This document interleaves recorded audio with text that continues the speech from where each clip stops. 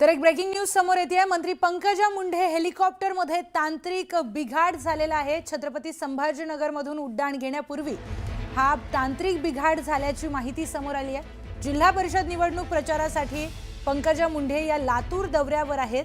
तर हेलिकॉप्टरमधील बिघाडामुळे सभांच्या वेळा आता पुढे ढकलण्यात आल्या आहेत। दुसऱ्या हेलिकॉप्टरने पंकजा मुंडे या सभांना हजेरी लावणार असल्याचं कळतंय। ही मोठी बातमी आपण बघतोय।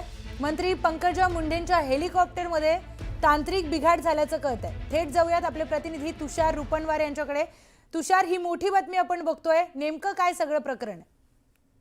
नक्कीच प्रियंका, जिल्हा परिषद निवडणुकीच्या दौऱ्यासाठी पंकजा मुंडे आपल्याला छत्रपती संभाजीनगरहून उड्डाण घेणार होते।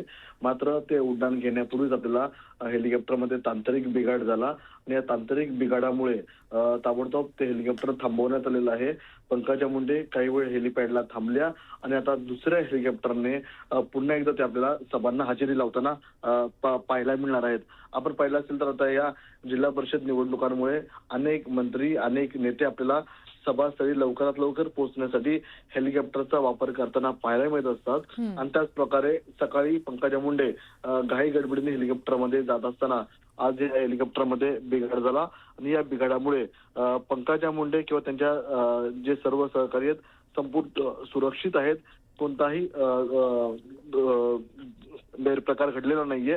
मात्र पंकजा मुंडे यांनी आता ताबडतोब दुसरं हेलिकॉप्टर बोलवून आता ते आपल्याला रवाना होताना पाहायला मिळणार आहेत। बरं तुषार, धन्यवाद दिलेल्या सविस्तर माहितीसाठी।